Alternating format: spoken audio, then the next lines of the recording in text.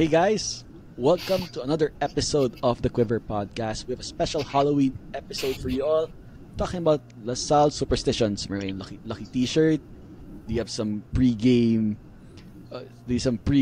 Rituals just to making sure LaSalle wins. We're gonna discuss it on today's show. Okay, so today we're joined by the entire crew. I'm Kiko, joined today by Brian. Say hello. Hi. Vic. Happy sem break and happy break. vacation sa mga walang pasok ng isang linggo. Mm-hmm. Gio. Hey. And Willie. Ho ho ho! Di pala Christmas. Hello. Halloween. Halloween. Halloween. Ha ha ha! Louis. In the spirit of Halloween, lang ako. Go ahead, guys. Guys. Ayan. Okay. May black na naman tayo. Guys, in terms of superstitions, sometimes we're not superstitious people, but when it comes to sports, di ba? You can't help it. I think is it because wala kang control sa laro? That's why you do everything you can in your power. Ayan. It's a good throwback, Gio. If you know, you know. You do everything in your power. Is that what you think, Bri? We watch other sports as well, not just UAP. Do you think because we have no control what happens in the game, we go into superstitions? Yeah, it's valid. Parang it makes the experience for us personal. Parang may different way ka to approach a certain thing. Kahit alam natin illogical siya kasi for example, hindi naman dahil we do it a certain way, the game will turn out that way. But yeah, I mean it's nice to have that sort of belief kasi malay mo pala it really works even if logic dictates otherwise. So something to cling on, I guess. Yeah, I don't believe in mga horoscope or mga Mercury retrograde. Pero I think sa LaSalle, di ba? I have a certain routine that needs to be done, which we can talk about today's show. Okay, guys, before we talk about, your audience answers, thank you for those who submitted their answers about your superstitions. Let's talk about some well-known LaSalle superstitions for today's episode. First, I'm sure someone, if you can find that name, Brian, I'm sure someone commented this, but there's always a notion that malas yung wave sa LaSalle and sa UAP. Whether we do it, makahabol ka or even when the opponent does it, their crowd does it, makahabol tayo, di ba? When they're doing the wave. There are two people, let's give them a shout out. Si Ramon Hill at si Marco Sadsad. Sabi nila, malas daw yung wave. Lagi tayong natatalo pag ginagawa natin yung wave, sabi ni Ramon. Sabi naman ni Marco, dapat mag-wave yung kalaban. So like exactly how you said it. Vic, we've been watching UAP for some time, and wave has been a constant part, diba? Sometime talaga, no? That's not. I will not say this the exact number of years, but we used to do the wave and we were fine. Do you remember when this started? Do you remember how this changed? It turned into something that we wanted to avoid. Nung nag-4-peat, wala akong maalala na may wave. Okay. Parang mas nag-start siya nung after the 4-peat. Kung tamang pagkakaalala ko. Nung after ng 4-peat, tsaka naging prevalent yung wave. Kasi, tama, wala akong, baka meron na nung, kasi nung 2001, ang naalala ko na si Buttercup eh. Ay, hindi, I think 2004 yata si Buttercup. Tama ba? No, we had Buttercup. 2002 ata. Ay, hindi, 2001 game 3 yata yun. Yes. Si Buttercup. Buttercup U tayo ng tawag sa atin nun eh. Yeah, pero parang walang wave eh. Parang wala akong maalalang wave talaga. So, I think it started mid, I think almost, correct me if I'm wrong, almost sabay yan nung malas din yung Beat Ateneo Animo LaSalle. So, yun yung dalawang sabay nun eh. Na sinasabi nilang malas. But, ewan ko. Hindi ko alam eh. Parang I think it's about time na pero okay lang naman. Wala namang masama kung papaniwalaan mo yung pamahiin. But for me, di ko rin alam talaga yung mystique niya. Especially yung Beat Ateneo Animo LaSalle. Kasi dati, every time na mag-cheer ka, hahabol si Ateneo lagi, tapos talo tayo. Hindi ko alam kung ano nangyayari. ano yata na-pressure yata yung team pag sinabi mo, talunin nyo na yan, hindi namin matalo. Parang added pressure sa kanila na sure win mo na, parang ganun yung sinasabi kasi natin by saying that missed opportunity na nung last game. Missed opportunity nung last game. Pala tinry natin. Oo. Kasi naman yun mukhang, hindi, pag-usapan na natin nung ibang araw yun pero hindi ako honestly, hindi ako kinabahan even if the lead went down to 6 or 7 kasi nga, ewan ko, I'm really that confident na we just need a time out to calm things down and then we will get back to our senses. Pero yun nga, I think that time yung halos sabayan sila kicks tapos every time we do it, something really para tayo na space jam for some reason na we can execute to turnover, tas yung whoever, for example, si Ateneo, biglang gumaganda yung shooting, gumaganda. Pero I think we have to tanggalin natin yung superstition sa side. Noon times naman na yan, medyo paangat na rin naman na yung kalibre ng lineup ni Ateneo. It's not just about may halong swerte at malas But I think, kumbaga, honestly, equal footing na yung lineup nun Or even there may be times na on paper ang tingin nila talaga mas malakas na yung lineup ni Ateneo compared to us So may rin naman, hindi naman siya talaga yung tipong swerte at malas. Talagang lang din. I think it can be attributed lang din na they were the better team at that moment. They were the better composed team at that moment because they have good players as well that are capable enough of pulling wins over us. All right, we were saving this for but Gio, since we're on topic, for our Chuan hot take brought to you by Blue Fire LPG. Do you think that beat Ateneo Lasal cheer is something mass, or just point to Vic that it just coincided with Ateneo, getting better in their basketball program? I agree with what Vic said Pero singit ko lang din na we already broke the teka lang, nahirapan ako dito. Change costume muna. We already broke that curse Nag-beat Ateneo, Animo Lasal tayo. There was one game we did it na we were up by 20 and we still won. It was really short. It was really, really short. Pero na-break na natin yung curse na yun So, but I also do remember in 2004, 2005, nung kinakain natin yung Ateneo, we were cheering that. In fact, napipikon sila whenever we would cheer that. But as it progressed, to the Vic's point, to 2007, we were doing it, gumagaling ng Ateneo. 2008, we did it, Ateneo was champion that year. And come on, when we did it in 2009, sa tingin mo ba talagang mabibit natin? That's not gonna happen, okay? That's not gonna happen. So that's my hot take. I don't think it's that one cheer that really gets on their nerves. And it's a good point, Gio, kasi we used to do it used to work. I don't know what Magic did to change it, right?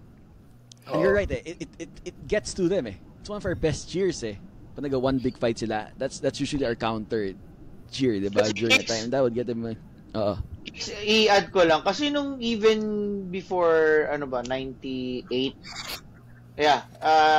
kasi bang first live ko, even 97 97 tas 98, na yan chini-cheer mo yan siya and yun na wala namang disgrasya nangyari. Kasi we can really beat them on those periods, on those seasons, 'di ba?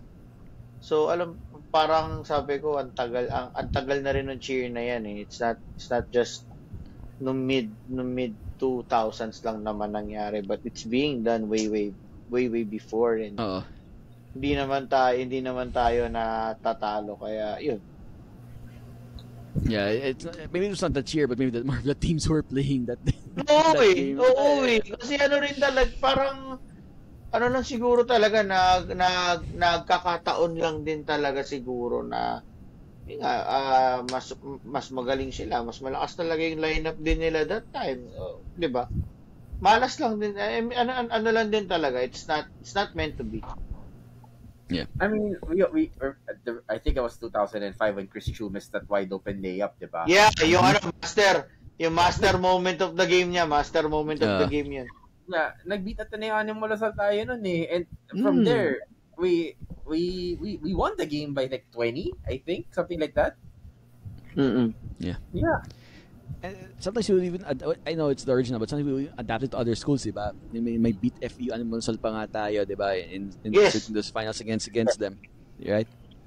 Yes. Ano yan, parang pinapalitan natin yung school name. Yes. Yeah. Then Gio, I remember yung mga tenisas pipikon talaga doon. Sinasabi nila ano daw yun, di ba? Itong when this more people are more sensitive with this like cancel culture, di ba? They were saying na medyo naka-insulto nga daw yung Animal Lasal, di ba? I remember you've been hearing that kind of feedback as well. Oh, pero may target Lasal cheer din sila eh. So whatever. Yes. Di ba? Kaya sabi ko pares lang. Wala namang ano dun.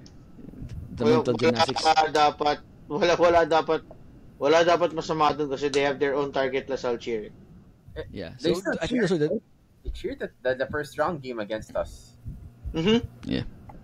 Hindi lang ramdam. So I guess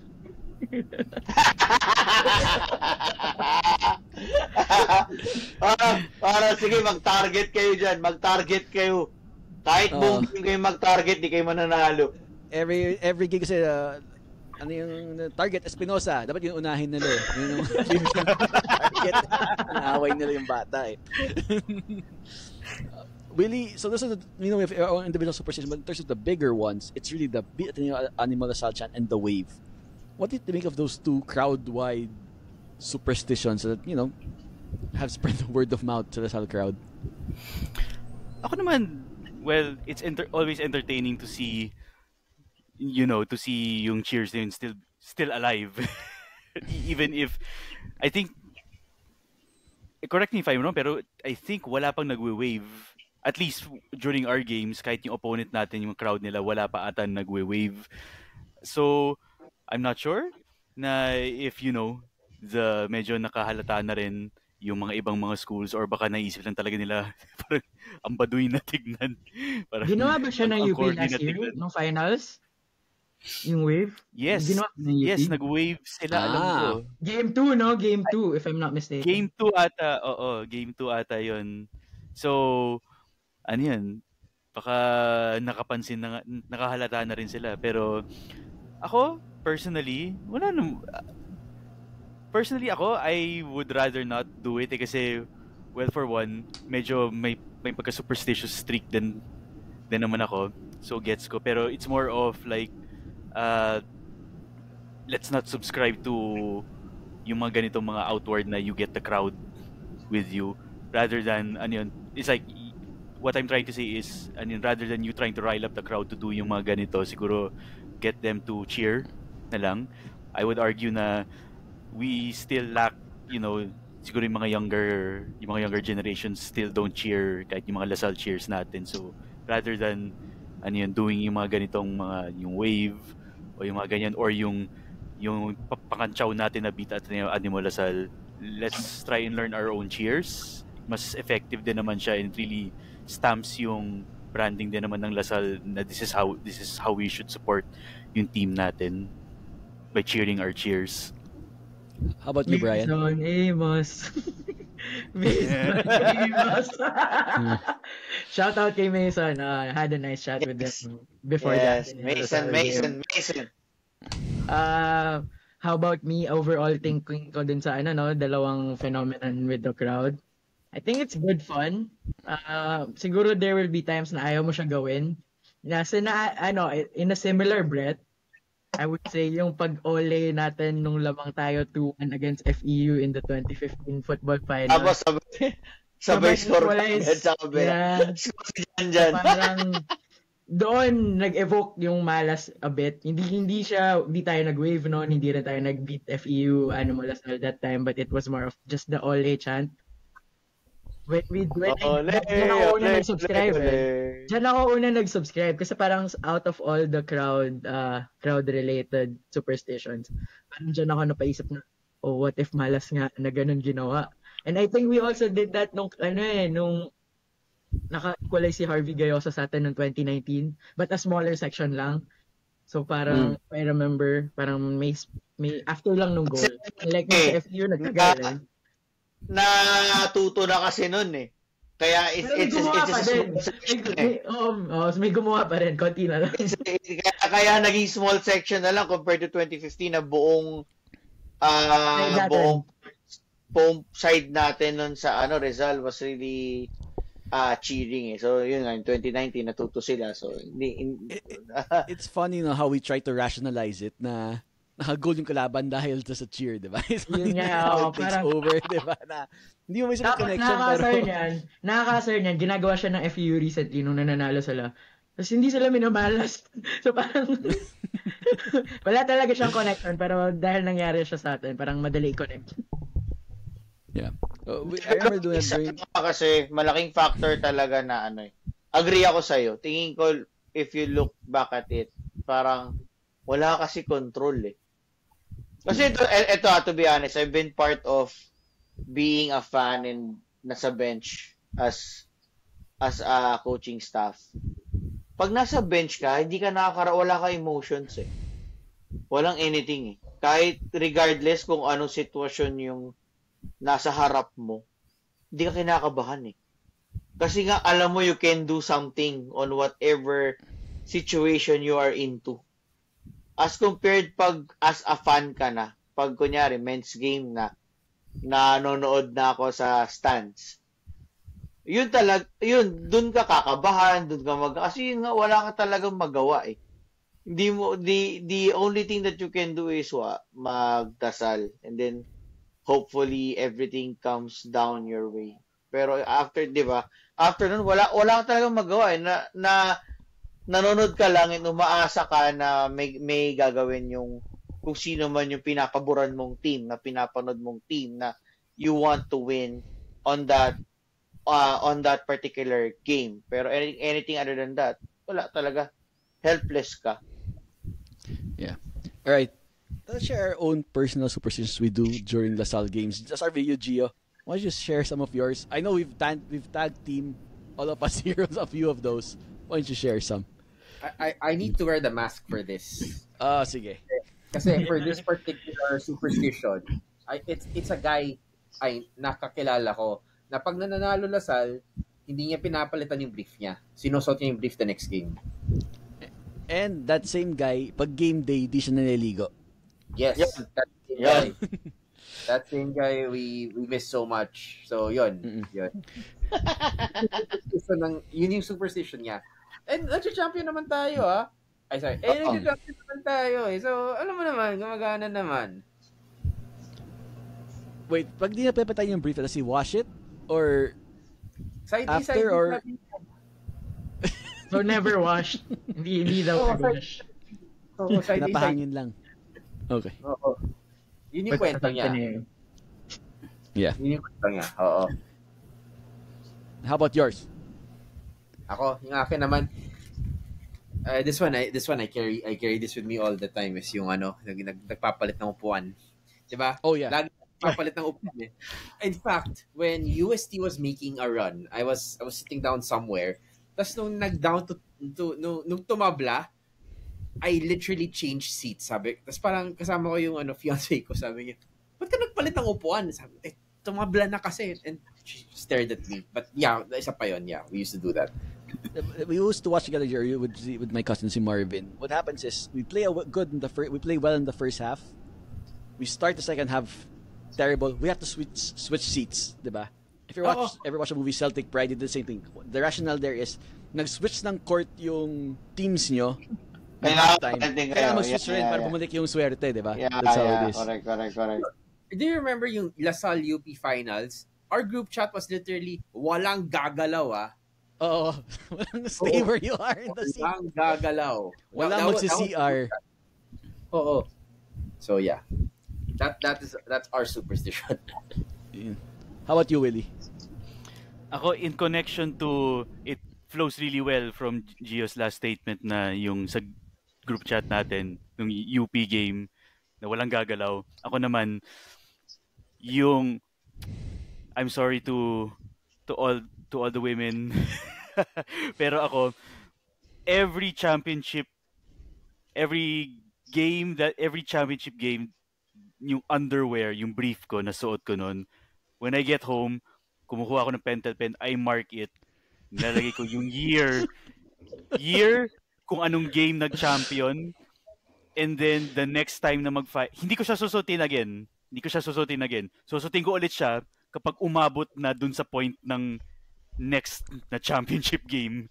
So meron akong game, may dalawang game 3 na ako na brief na nakamark. So yun yung sinasabi ba sa room mo parang retired jersey, may jersey ceremony ka pa for the brief? Alam mo, ano yun, matagal ko na sinasabi, gusto ko ipa-frame to tapos ihahang ko pero ano yun, sinasabi ko yun, pero ano yun, papalayas ako sa bahay dito pag may guests dito. Pag may bisita, makita na, what's that? It's an artifact. Sabihin mo, it's an artifact. It's an artifact. Artifact to. Ayun, better than any dinosaur artifact. How about you, Brian? What are your LaSalle game superstitions? I try not to say something in honor of our common friends, diba? Tinatry ko hindi maging overexcited about tweeting it before kasi naalala ko when I tweet na sobrang excited ako, and then alam mo yun, it's part of things when nag-ebb and flow yung game, diba? Parang for example, we were up 20 tapos maging excited ka, panalo na to, should be easy. So I keep those thoughts in my head na lang or sa GCs rather than post it online. Kasi parang may mga games before na this looks so comfortable tapos natatapos yung final score, talo pa tayo. So parang sa akin when those things happen, regardless of what sport to, basketball, baseball, football, volleyball, parang may ganung feeling na okay, I'll just keep my excitement sa head ko, or kung may kausap ako GC or in person, mas okay na doon na lang usap kesa tawag dito, i-post mo pa tapos pagdating sa dulo ano ba yung talo or something. So yun yung superstition ko na na-carry ko na even until now. For example, Manchester United, hi Gio. So tipong ganun. And then that day when I was still practicing media, kasi 'di ba parang di naman siya bawal pero frowned upon magsuot ng LaSalle shirts or parang ma-awkward sila pag green kapag hindi ka nag-work for a campus or a school target na publication. So for example, I worked before in an online portal. So syempre off 'yun. So what I do is kapag naka-white, pag light tayo, safe naman yung white so I'll wear white. Pero pag dark tayo, pag green yung jersey natin, I'll wear black or close to the green. Pero hindi blue. Kasi it defeats the purpose. So, basta anything, black, ganyan, or violet, or kung anong meron ako close. Wala lang. It's just parang silently supporting. Pero syempre, I don't let that get into my work before. Yun lang. Yun yung super I've seen a LaSalle fan, he's a regular, na he would wear the opponent's color dun sa game day in the crowd. So, kung UE red, naka-red siya. Ewan ko nag-blue siya for Ateneo, but kung UC naka-yellow siya, that kind of thing. So, the things people go through, diba? How about you, Vic? Do you have any game day superstitions or rituals? Dati, palagi kumakain ng DQ bago mag-game. Any flavor, basta makakain ng DQ. Pero yun nga, na kwento ko na rin naman na to sa inyo na after 2009 lahat ng pamahiin nabasag lahat . Yeah. Kasi lahat ng pwedeng pamahiin sinubukan nun . Noong 2009, hoping that kasi it's been the first time in how many years now we're experiencing that medyo turbulent yung season natin na yun . Parang there was this meron hindi matanggap talaga na shucks, hindi tayo papasok talaga ng is this really happening that that we're not even gonna make it to the Final Four. Parang gano'n na siya eh.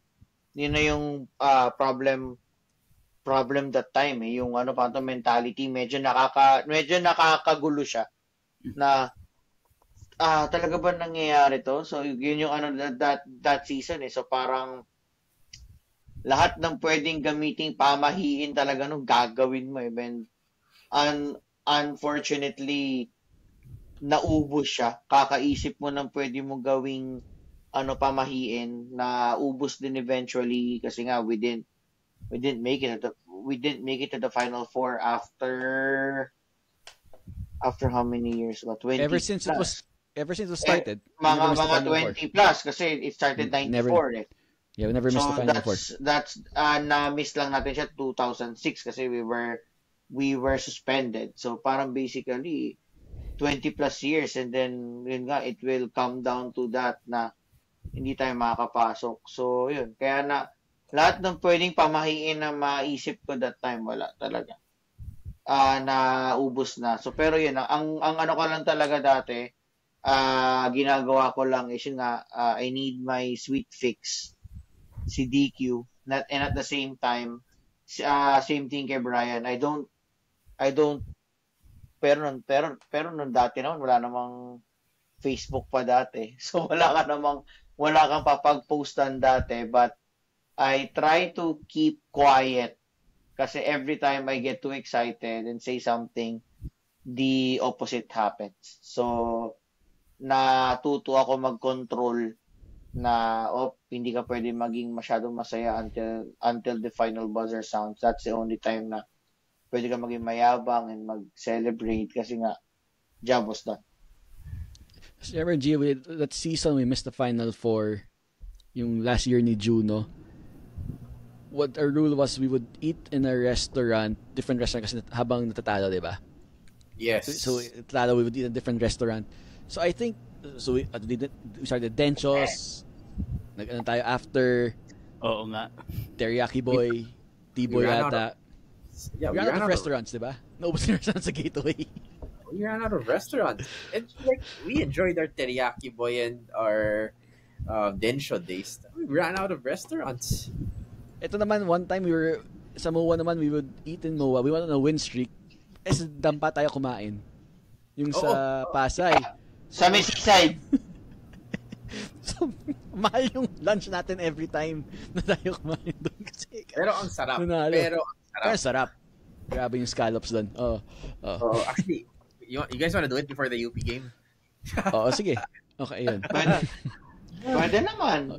No. Sunod ka na lang, Kiko. Si Kiko susunod. Kiko susunod. Traffic. Traffic sa ere. In advance ko yun actually.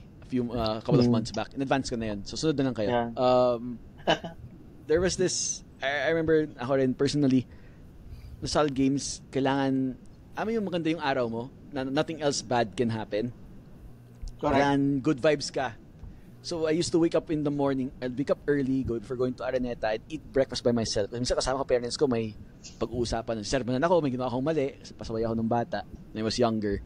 So, sermonan ako before going to the games. So, ayoko nun. So, I'd eat early. 8 o'clock, I'd go to Araneta or MOA or whatever in the morning. Have lunch with you guys.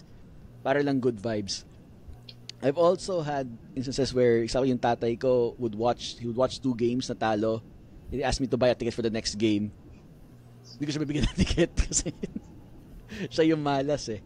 So even other people, I remember nadadamay sa atin sa mga superstitions natin. But speaking of other people, Brian, we had some submissions. Why don't you take over? Tell us what other traditions or superstitions other people had. First of all, nakita niyo na sa IG, balikan niyo na lang yung reels ng ibang players and si Coach Topex. Yan, so marami nag-like. So we probably know what their superstitions are. May pahabol tayo kay Coach Mon kasi pumayag siya sa graphic eh. Sabi niya, I used to wear my socks and shoes in this order. Right socks, left socks, right shoe, left shoe. So pagka siguro hindi ganyan yung order, baka thrown off na siya. He still does it daw. Sabi niya, I still do it whenever I play in the oldies league. Like for alumni games. Tapos, Also, I cut my own hair the day before the game or the morning of the game. Either a full haircut or just a trim. He still does it now as a coach now. So parang props to you, coach, for sticking to your superstitions. I mean, hindi lang proof na fans teams may superstitions. Kahit mismong coaching staff and players with Coach Mon, diba? Meron siyang superstition. And then we also have submissions na similar sa mga sinabi natin na personal superstitions. Meron si Jab Javier from our IG account. Sabi niya, since season 84, so not so long ago, whenever I watch big games live, we lose. Hence, I never attempted to watch live if it's a big game. Subjective Ano name niya? definition ng big game. Jab Javier. Jab, wag ka nang pakita sa games. Sagot namin dito. Samahan namin sa ano. Pwede siya sa Ateneo game kasi hindi na yata big game. Big game. Pero gusto ko Maraming malaman ticket yung definition niya ng big game. Kung sa tao ka or sa Tama. Baka mamaya yung big game niya pala basta Ateneo. Sagot Huwag sagot siya namin manood. lunch mo. Sa TV ka manood. Oo, magpa-deliver ka na lang. Sabi niya, pino-follow na lang doon yung games via X. Okay, so at least doon safe space na yung X. Just listen to the Quiver Obviously, podcast, Jazz, Yeah. para lang ma-recap mo yung game. Huwag mo na panoorin. Take one for the Yes. team. Yep. Mas meron isa si Camille, sabi niya, don't post anything game-related. So parang kapareho yun, sabi namin ni Vic. Don't post anything Oo. game-related until Ah. final score is determined. So Yep. yeah, That's yun natin scientifically ginagawa proven. ko. Relatable siya eh. Parang iwas yabang muna until tapos na. Yes. Scientifically meron proven yan. dalawang submission similar sila. So si Chef Dan Almeida at saka si Captain Kuna. Sabi nila, not wearing anything blue. Or, gusto ko balik nung sinabi ni Kiko kanina dun sa kakilala niya. Not wearing anything blue or the colors of the day's opponent on game days. Even if not watching live. Actually, now that I think about it, iniiwasan ko din eh. Kasi may time na may isang wedding, yung team nung wedding nila is red. Tapos ito yung game na pumunta ako din sa wedding na yan. Tapos ito yung game na nagwala si Remogat. Parang iniisip ko nung time na yun. Shit, ba't ako nag-red? Oo. Nag-delete na lang ako. Sa ano pala yun, Brian eh. So sorry.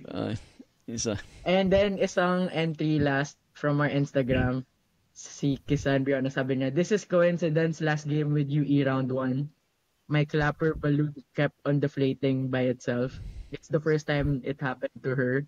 So, kung hindi na mag-deflate yung balloon niya na binibigay na Animal Squad this season, maybe that's a good omen. Ay, yung pala, Bray, singit ako dyan. Kasi Sige. for a time, nagkaroon din ako ng superstition and clappers. Every time I have a clapper, talo. Na-break siya kagabi, pre. Na-break Yeah. siya kagabi. May May clapper ako. clapper kagabi. May Sabado. nung I Sabado, mean, last Saturday sorry. din. Yeah, yung game natin Saturday against Ateneo. Na-break na yung curse ko ng clapper. Na big So, party. yes, naka-big papi na ako. Home run grand slam. Na-break na siya. Kasi for the longest time, pag may clapper, siguro malas lang din ako noon eh. Every time I have a clapper, we lose a game. So, ayun. So, kaya I'm so happy Pwede na ulit. break. Pwede na ulit. mag-clapper. Yep. Si Willie magaling mag-inflate ng clapper yan eh. Oh. Yan, malambot yun. Yung clapper niyan. Requirement talaga magaling mag-blow. Oh. Para yung hangin, di ba? Consistent Oo. yung hangin. Oo. Kaya firm Kaya na feeling firm ko yung kay magaling Willie talaga. eh, yung clapper niya. Kaya feeling ko, yung kung manonood ako, tapos kailangan ko gumamit ng clapper, kailangan UP o Ateneo game eh. Para medyo mahangin. Yan. Matic supply. Matic supply ng hangin. Konti na lang gagawin mo. Konting Oo, konti na lang. Any other submissions, Bri? Meron tayo from Facebook. Well, ito pa pala isa yung story. Kamiel, our friend, former player ng Hi, Mel. women's team natin. Sabi niya, she doesn't wear All-star an defender official... yan. Oo, nag-keeper pa nga one time. She doesn't nag-keeper wear pa an ng official Lasal shirt until the fourth quarter. So baka may times na si Miel, she just wears color green or white. Then maybe if she feels like wearing a Lasal shirt, baka pag fourth quarter na, pag medyo sure na So, siya. nagbibihis pa siya. She puts it over herself during the I game. guess, baka ganun. Wow. Baka ganun i-imply ni Mel. Kasi, I mean, Most likely. kahapon, nung last game natin, nakita kami. Tapos, green lang yung suot niya. So, hindi siya Lasal shirt. So, maybe yun, other people might subscribe to that.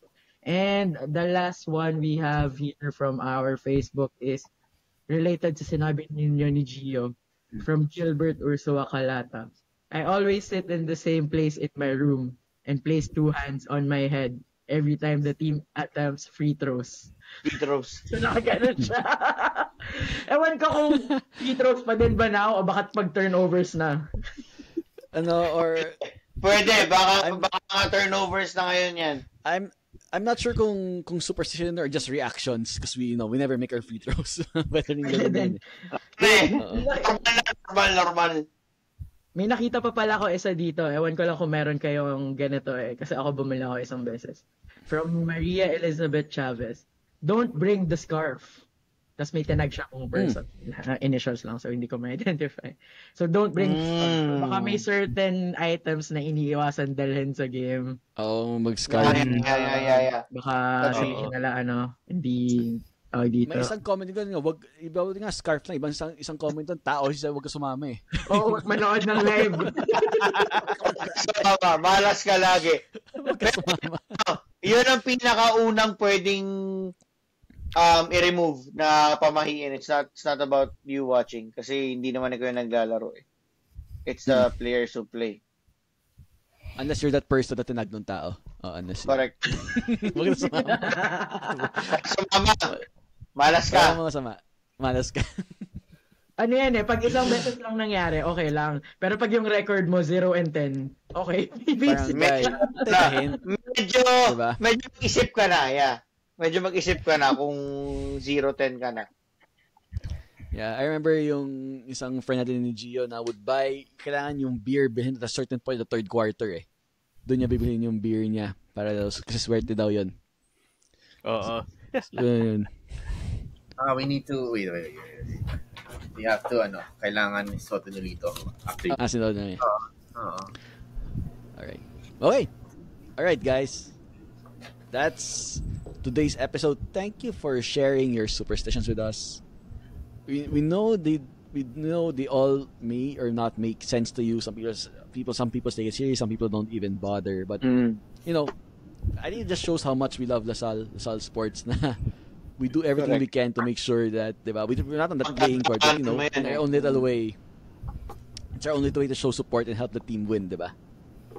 Aside from cheering our hearts out, but that's the only way. That's superstition. So everyone, like we said, have a great long weekend. Stay safe. We'll see everyone with our episode next week and after the FEU game. So make sure to follow and subscribe to the Quivers Spotify and YouTube channels. Really appreciate your comments. You see the guys walking around the games. Talk to them. Share your thoughts. Share your thoughts on social media. And we'll be glad to read in the show. It's really giving a voice to LaSalle fans everywhere. Nakita nyo, medyo magtaka kayo. Magtaka kayo kung bakit nandito. Either... Si Kiko nakita niya sa game, nako po, kailangan niya maghanap ng albularyo. Magic yan. Baka namamaligno kayo pag nakita niyo si Kiko sa game. Baka ibang game pala yung pinanood nila. Baka mga Wizards. Pag Wizards or Caps yan, ano yan. Alright, so see you guys. We're in the final stretch of the second round. We'll see you then. So, thanks for listening. On behalf of Brian, Vic, Gio, Willie. As we always say, Animal Mason Amos. Mason Espinosa.